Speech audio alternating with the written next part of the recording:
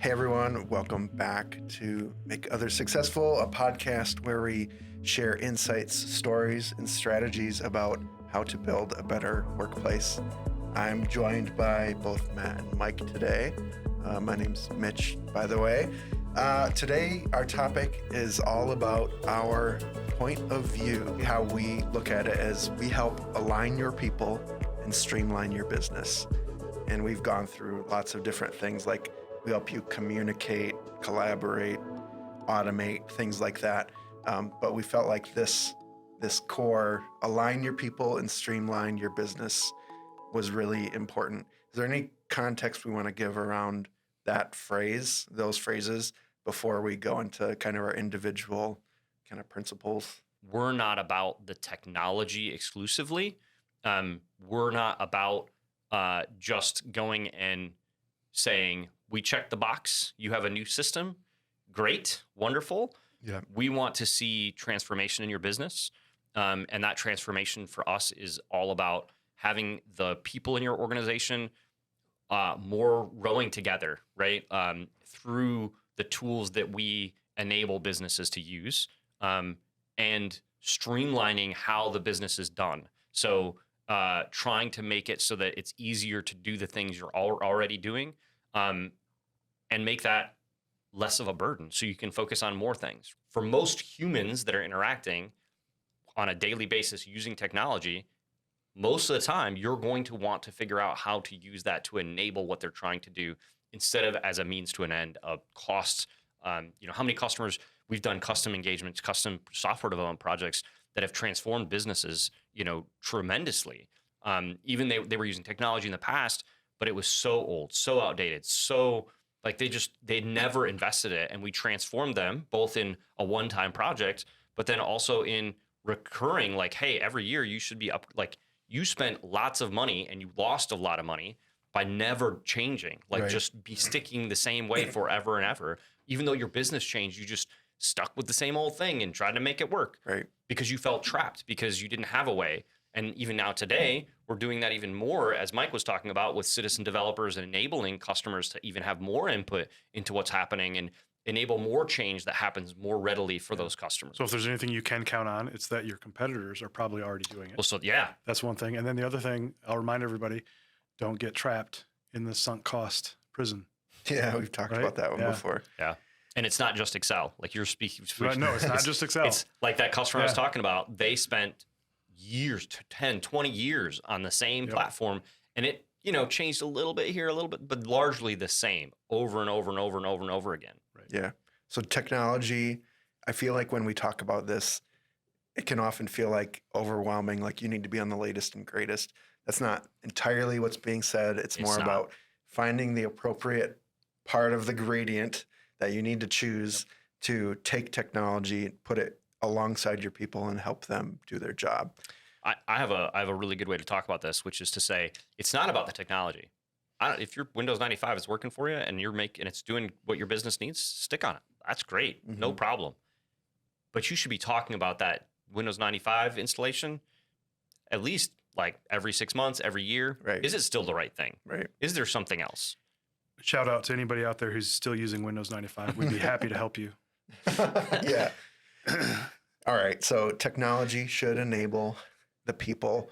Next, we have bringing culture and tech together. We believe that these two things should be very closely related.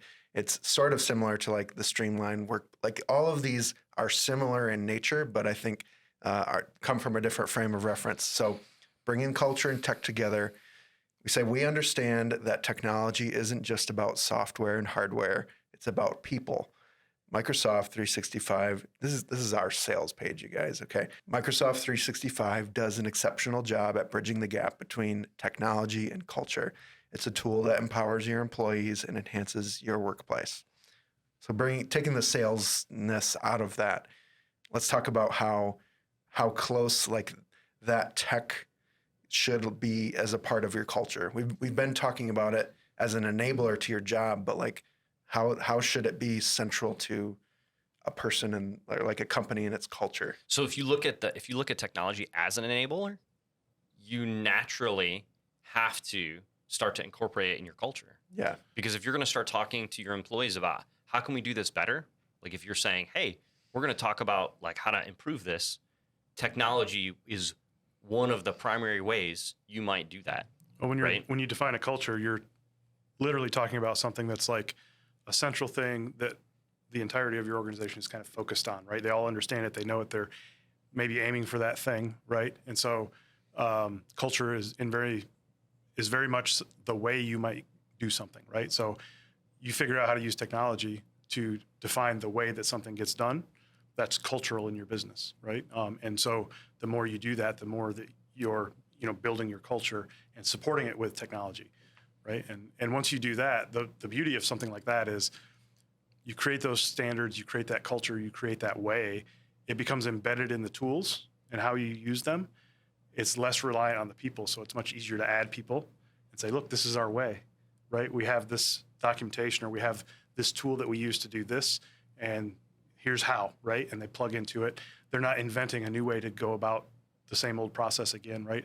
That all becomes part of your culture, which is honestly a much more rewarding way to be employed as opposed to reading a training manual, I feel like this is one that is easy to look at and say, that's really difficult, given like we're talking about these in a certain order. But why has bringing culture and tech together been challenging in like previous years with either clients or just historically? And like, how do we solve that? The leadership team does not have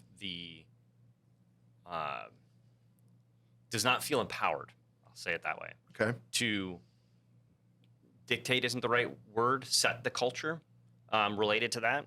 So one particular customer that we've been involved with allows their employees to choose whatever thing they want. Yeah. And so then, every single project is different. Mm-hmm. And that's a huge pain point. And they come to us and talk about all our employees hate it because they can never, they don't know what to do. Yeah. And they struggle with saying absolutely that this is the way forward, Mm-hmm. right? And some of that's a technology thing. Like they're like, none, like for this one, there's this one thing it doesn't do well, Right. so then I have to do it this way. But I would say, great, document that. This is the standard. Here's the areas where you can do different. Mm-hmm. But that takes work. That takes effort. Yeah. And for them, it has been a struggle. They in that particular customer in particular moved in a way that kind of started to address some of those things in that way. But it's definitely a struggle. It's a struggle to, from a leadership perspective, be brave enough to say, we are going to find one way. This is how we're going to do it, even if it doesn't meet all of our needs, even if it's not perfectly the way it is. The stakes are different depending on the customer and the thing. But what I think you're saying is the price you pay for not choosing a way when it really matters is something like chaos and the anxiety induced by chaos, right? Employee satisfaction, right? Customer satisfaction, all of those things get impacted by that stuff. Yeah. The other side of it would be, employees who have a difficult time seeing the end. Mm-hmm. It is, we encourage organizations to choose technology that can fit their culture. If you have a culture already, fit it in, make it work. Right. In cases where the culture is wrong, like you shouldn't have this culture, like we were just talking about. Undefined. Just Or undefined. it's not defined, yeah. You need to kind of make that transition. And with some people, it's hard to see the value that you're going to get out of the other end and trust that there's going to be value. I feel like this is another instance of this investment is not a painkiller. It's not an immediate feeling. No. There are some immediate feelings, but they're very much more on the lagging indicator side. This is the difference between technology as an enabler, which is the belief that technology does enable it, and a cultural shift that says we believe that technology is an enabler, and so we are going to do things differently, trusting that it will be different. Yeah. And intranet is it's a common one for us to go back to, but like you could take it to email, you could take it to Teams, you could take it to custom, automations and business work process, right? Like all of these things, it may take effort to automate this, like the Excel thing. maybe you don't know anything about doing any of the automation. It might take you 3 weeks to make something work for that, right? But if you never have to, on Wednesday morning for an hour and a half, deal with an Excel file, the benefits, they return real quick.